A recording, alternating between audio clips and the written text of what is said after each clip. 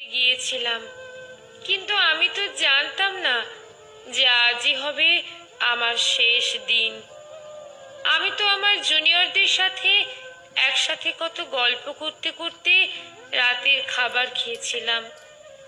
জানো তো মা, অনলাইন থেকে অর্ডার করে আনিয়েছিলাম আমার প্রিয় খাবারটা, ওটাই আজ খেয়েছিলাম। তখনও যদি একটু বুঝতে পারতাম এটাই শেষ খাওয়া, এটাই শেষ গল্প। ডিউটির বাঁধনে আমি যখন ক্লান্ত হয়ে গেলাম মা, আমার চোখ দুটো ঘুমে বন্ধ হয়ে যাচ্ছিল।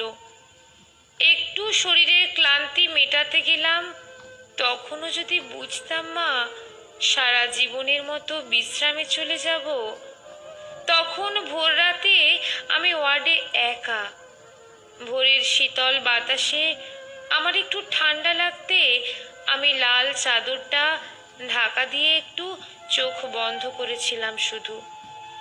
সেই সময়ের অপেক্ষায় থাকা ওরা আমার সাথে, ছি মা, আমার খুব কষ্ট হচ্ছিল জানো তো। অনেকবার আমি বারণ করেছিলাম, চিৎকার করেছিলাম, বাঁচাও, কে আছো আমাকে বাঁচাও।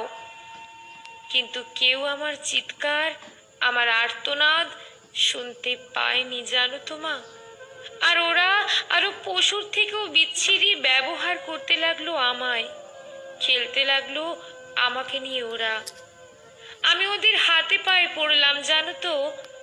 আমি এটাও বললাম যে আমাকে ছেড়ে দাও, দয়া করে ছেড়ে দাও, আমি কাউকে কিছু বলবো না, আমাকে যেতে দাও। কিন্তু ওরা আর আমায় তোমার কাছে একবার যাওয়ার সুযোগটাও দিল না, দিল না তোমার কোলে শেষবারের মতো মাথা রাখতে দিতে, দিল না শেষবার তোমার হাসি ভরা মুখটা দেখার সুযোগ, দিল না বাবার স্বপ্নে তার রাজকন্যার বড় ডাক্তার হওয়ার কাহিনীকে সত্য করতে। আমার গলা টিপে ধরে নিজেদের সর্বশক্তি দিয়ে আমার গলা চেপে ধরে জানো তো মা। আমি অনেক চেষ্টা করেছিলাম বাঁচার, কিন্তু হয়তো আজ ভগবানও চাইনি যে আমি বেঁচে থাকি।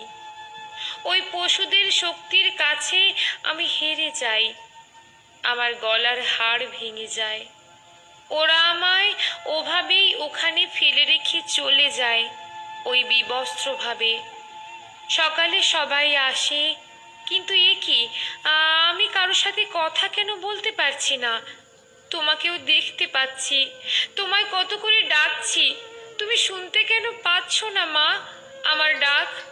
ও মা, মা গো, এই তো দেখো, দেখো না মা, ও মা, এই তো আমি। তুমি কাঁদছো কেন? কি হয়েছে তোমার?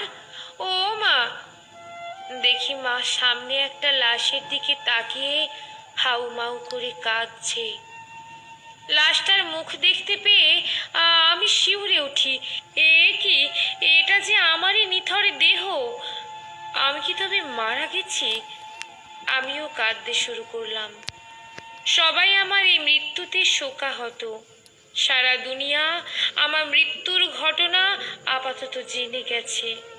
সবাই বিদ্রোহ করছে, কিন্তু আমি আমার নিথর দেহের দিকে তাকিয়ে রইলাম। আমার শেষটা তো আরো ভালো হতে পারতো বলো মা। দেখো না মা, ওরা আমার মুখের দেহের কি বিচ্ছিরি অবস্থা করেছে দেখো মা। আমার চিৎকার করতে ইচ্ছে করছে, কিন্তু আমার